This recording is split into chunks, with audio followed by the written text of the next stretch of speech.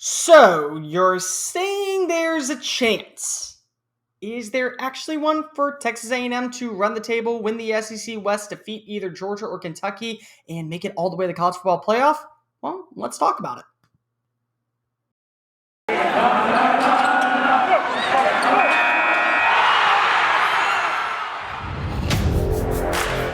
You are Locked On Aggies, your daily podcast on the Texas A&M Aggies. Part of the Locked On Podcast Network, your team every day.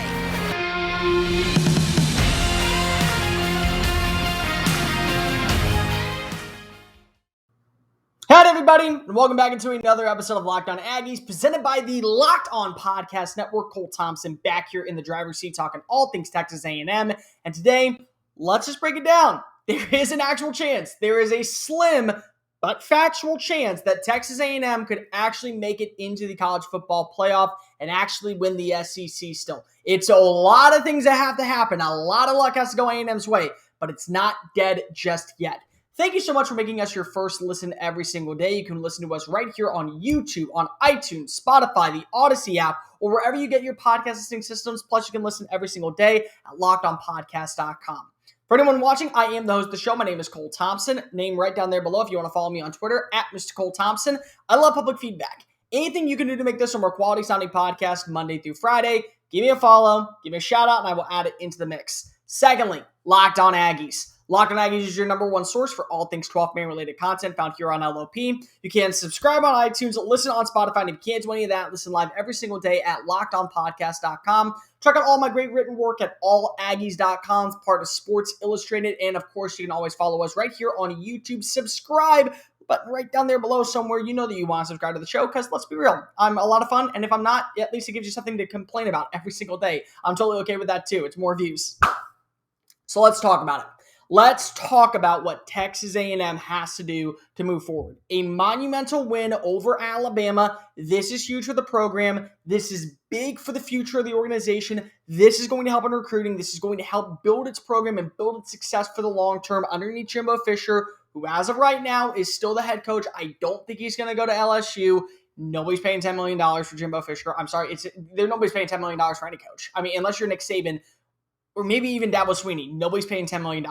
Nobody is paying $10 million. And I get Scott Woodward, and I get the relationship that he had bringing Jimbo Fisher over to College Station. It's just not happening. It won't happen. I promise you, it will not happen that way. It's not going to happen. So, let's just look ahead of the season right now. What does Texas A&M have to do to go to the college football playoff? Let's go with this. For starters, they have to win out. Every single game. They have to beat Missouri this weekend. They have to beat South Carolina. They have to feel confident when they go into the bye week. When they come back, they have to beat up on Auburn. They have to beat Ole Miss. They have to beat Prairie View A&M, and they have to beat LSU. All those things have to happen. Every single bit of that has to happen. On top of that, you got to remember that Auburn, they have to beat, because Auburn could be a one-loss team coming into that game. And if they are a one-loss team coming into that game, that likely means that they beat Arkansas, who would have 3 SEC losses at that point, which, I love the underdog story of Arkansas. I did not think that they were going to go run the table in the SEC West. It's just so tough of a division. So you got to be able to get that. Mississippi State has to lose to Alabama, so that's coming up. Alabama also has to lose one more game. So A&M has to beat Ole Miss, and they have to beat Auburn, and they have to beat South Carolina and LSU, Arkansas, or Auburn has to beat Alabama. That has to happen, because of the only way that A&M would hold the tiebreaker over the Crimson Tide is if they both have 2 losses at the end of the season and they beat one of the teams that beat Alabama. Keep in mind, I believe, every single team in the SEC West has 1 loss right now. Mississippi State lost to LSU. LSU lost to Auburn. Alabama lost to Texas A&M. Texas A&M lost to Arkansas. Arkansas lost to Ole Miss. Ole Miss lost to Alabama. Auburn lost to, who am I blanking on? I know that Auburn lost to somebody. I'm like, who was it? I got to look that up now. I'm like so shocked. I don't know that off the top of my head, which is amazing. I can rattle off everyone else, but I can't rattle that one off. They lost to Georgia. They lost to Georgia last week. That was it. So everybody has to lose somebody. Everyone has at least one SEC loss. Alabama would have 2 losses. A&M would have, A&M would still have 2 losses. Arkansas already has 2 losses. Ole Miss losing to A&M would have 2 losses. Auburn losing to A&M would have 2 losses. And then Mississippi State would already have 2 losses because they lost to Alabama. So that's the only way that can happen. But if it does happen, A&M would actually go to the SEC championship. Now, who would they play in the SEC championship? That actually could be decided this weekend when Kentucky plays Georgia. Because if Kentucky were to beat Georgia, even if Kentucky lost a game, the only way that Georgia would go would be is if Kentucky lost to a team that Georgia beat. So they would have 1 loss on the year, but because they hold the tiebreaker, Georgia would move on. Now, if Georgia wins that game, I don't see Georgia losing a game in the SEC. I just don't see it happening. It's just impossible. Georgia's defense right now is so elite. Georgia's defense right now is so talented. You can make a valid argument that what Kirby Smart has in Athens is probably the strongest college football defense we have seen in the last decade. And that includes some of the best Crimson Tide defenses we've seen, where at one point they featured, I think, 4 Pro Bowlers on the staff. There was 4 Pro Bowlers starting at one point on Alabama's defense. That's how talented they are as a unit. That's how talented Alabama has been in the past. And I think Georgia's defense could be even better than that. By the way, when they played back in 2018, when it was Georgia versus Alabama in the actual national title game, Georgia's defense that year was also pretty freaking elite. They were really damn good. That defense is blown out of the water. This defense is so much better than them. They've allowed a grand total of, I think, 33 points all season. They allowed 10 to Auburn. They allowed 0 to Arkansas. They allowed 0 to Vanderbilt. They allowed 13 to South Carolina. So now we're at 23. They allowed 3 to the likes of Clemson. I think that's it. So yeah, and then they allowed 10 to somebody else. So it's 10 to UAB. That was it. 10 to UAB. So 33 points all season. They're that damn good. If Kentucky wins, I could absolutely see A&M beating Kentucky. I absolutely could. And Kentucky's a great story. It's a great story mark, and it's really fun. But there's not a chance in hell, I think, that Kentucky's offense can match up with Texas A&M's defense. If A&M beats Georgia, even with 2 losses, it's very hard for me to consider them not in the college football playoff because they won the SEC. If they win the SEC, that kind of feels like you automatically get in. And don't think that this has not happened before. In the BCS era, LSU was a 2-loss team. They had 2 losses on the year. They lost to Kentucky, and I think that they lost to Georgia in overtime, if I'm not mistaken. I'm trying to think. It was either Georgia or who was it? Arkansas. They lost to Kentucky and Arkansas that year, both in overtime. So Les Miles said that was good enough because it was overtime losses to get in. They got the number 2 seed to the BCS, to Ohio State getting the number 1. They march in. They beat Ohio State. They win the national title. It's not unheard of. In the college football playoff era, A&M, without a doubt, with a 2-loss team, unless there's a bunch of 2-loss teams, would be the number 4 seed. So Iowa could be number 1. Cincinnati could be number 2. Let's throw Oregon in as a 1-loss team as number 3, and then A&M would be number 4. They at least would be in the conversation. There's a way to where I think that Georgia, if they were undefeated all year, you would put Georgia in as number 3, A&M is in at number 4, but the SEC champion has to be in there, so that would make the sense if they were in. But that's the biggest thing, is that that's the question mark here, is where do we draw the line?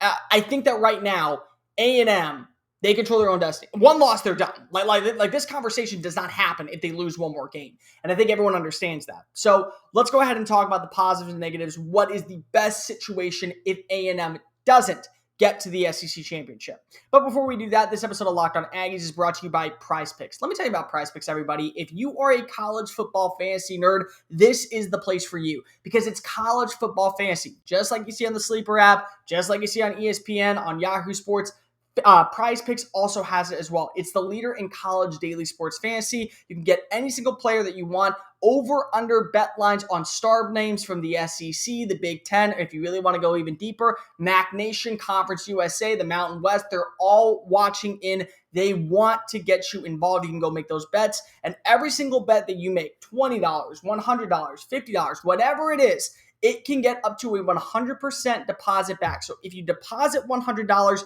you will get up to $100 back. when you use the promo code Locked On, LOCKEDON, Locked On, for 100% back on your very first deposit. Use the award-winning app.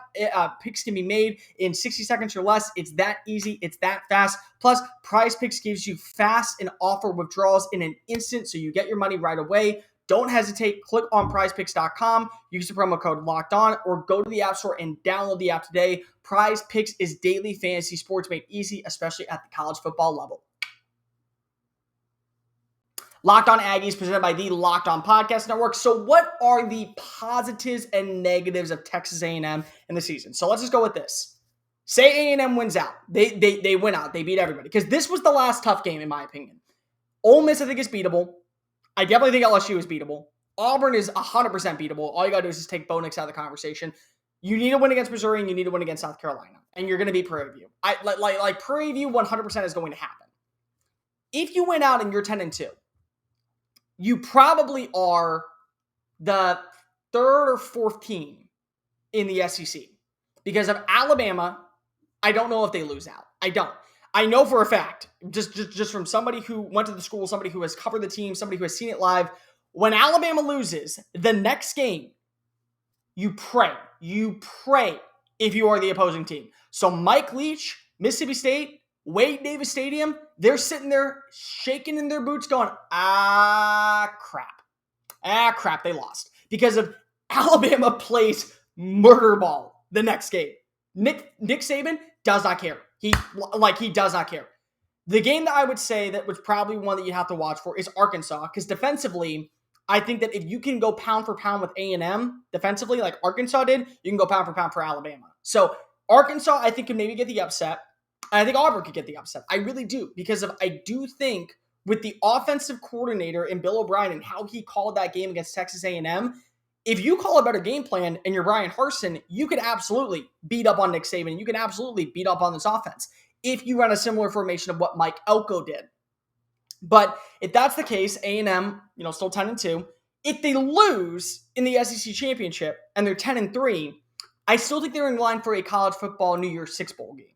I do. I really do, because of the runner-up feels like they have to be there. And that would actually mean Alabama would not be in the conversation. Because keep this in mind that last season, I believe, Florida had three losses on the year. They had 2 in regular season, 1 to LSU, 1 to Georgia, and then they lost to Alabama.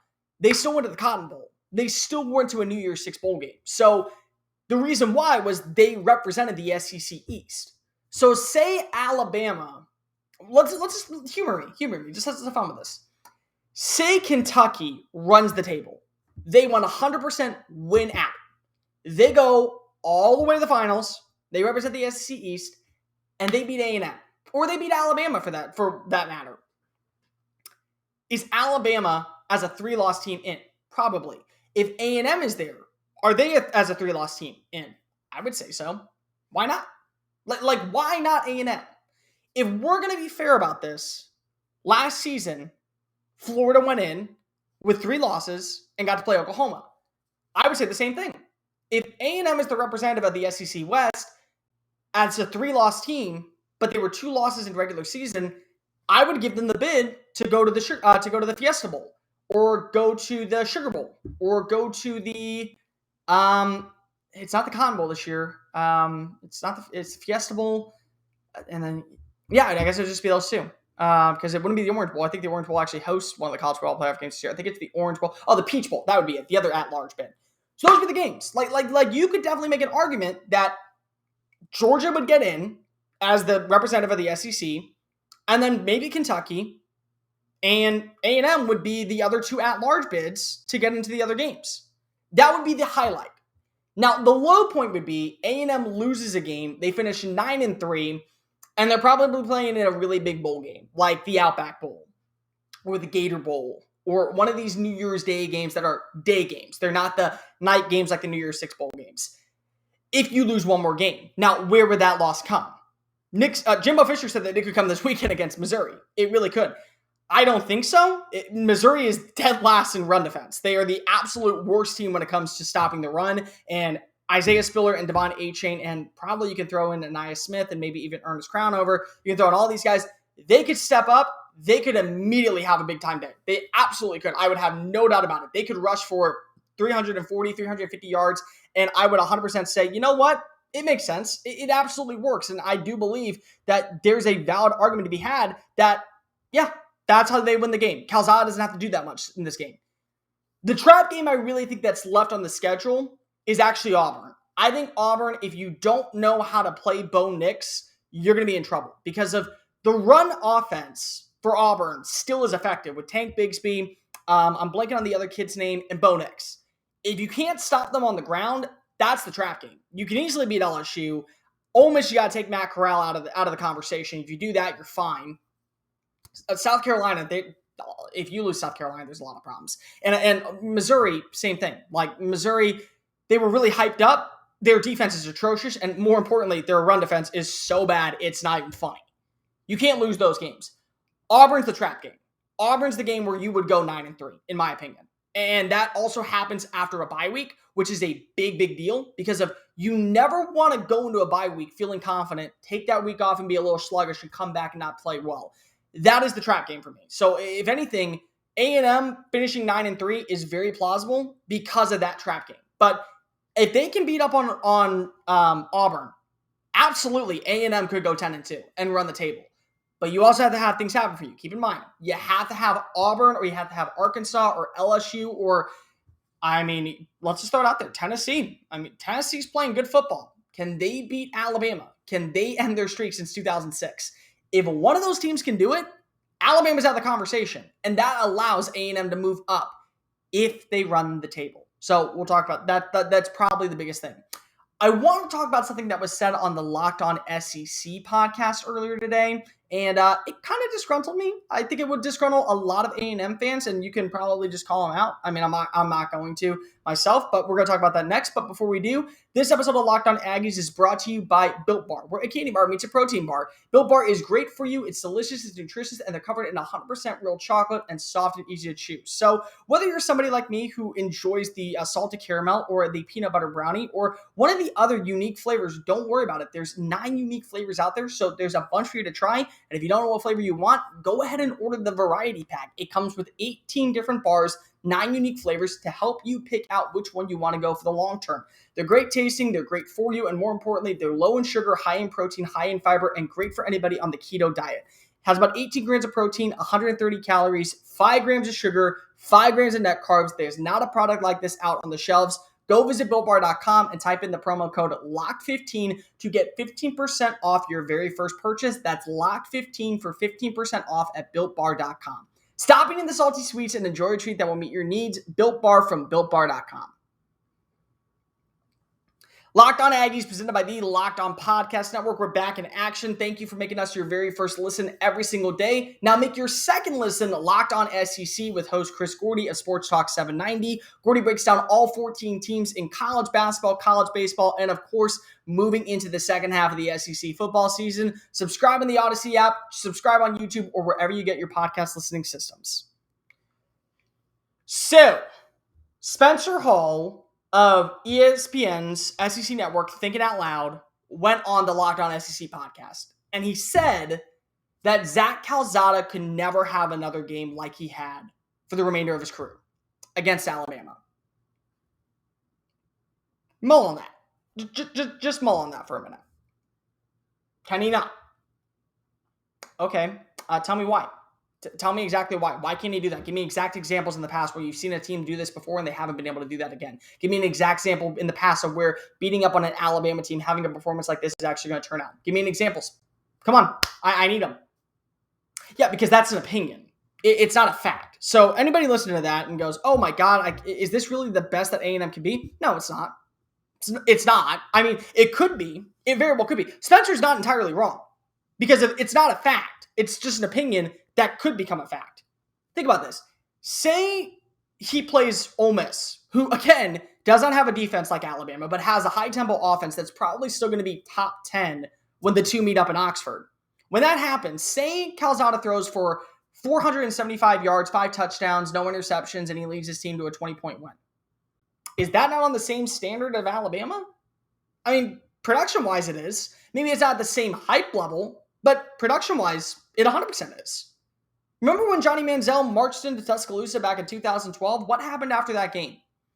Every single game afterwards, he balled out and took home college football's greatest award. That's what he did. Like, that's exactly what he did for the remainder of his career.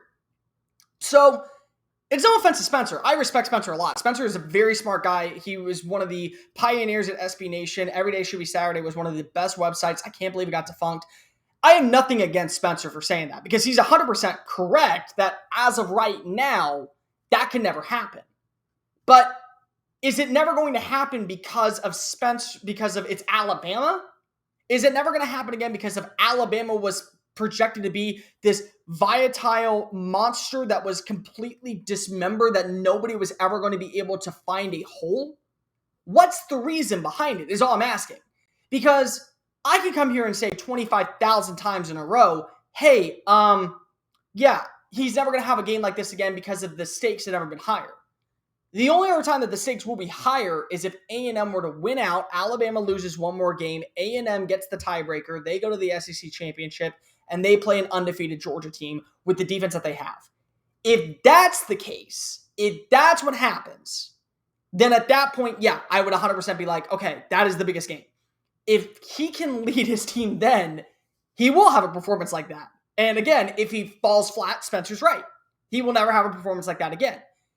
But it's not set in stone just yet. And again, I look at the season ahead. Say Auburn beats up on Arkansas this weekend. They're going to move up in the rankings. Say that Auburn wins out until they play A&M. Probably a top 15 game for both teams because A&M would probably be undefeated as well.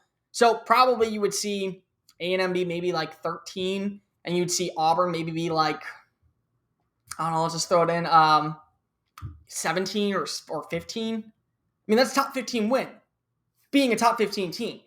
Maybe it's not the same as Alabama, but that doesn't mean you can't have a great performance against a top 15 team. On top of that, and the other thing I just want to throw in there,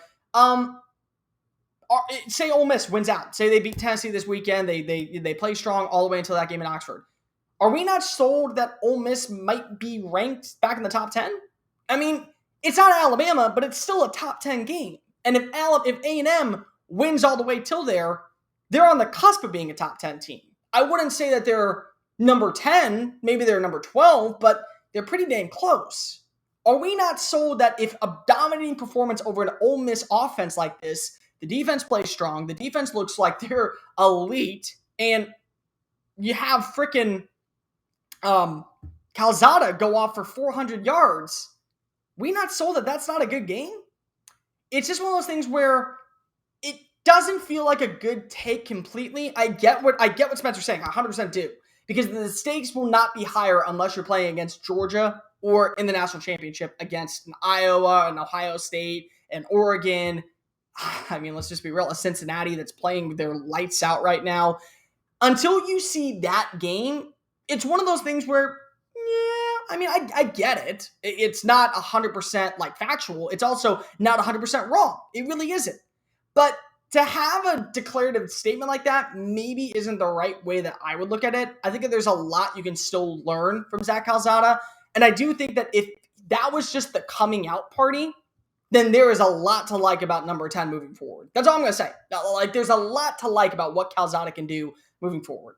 That's going to do it for this edition of Locked On Aggies. Make sure you're following us on social media at Mr. Cole Thompson and at Locked On Aggies. On tomorrow's show, I usually do Texas Thursday, but instead we have a Locked On crossover with Locked On Mizzou, breaking down everything you need to know, ups and downs, lefts and rights, what to like about Texas A&M versus Missouri. You're not going to want to miss that show. See you then, and remember, kick 'em, y'all.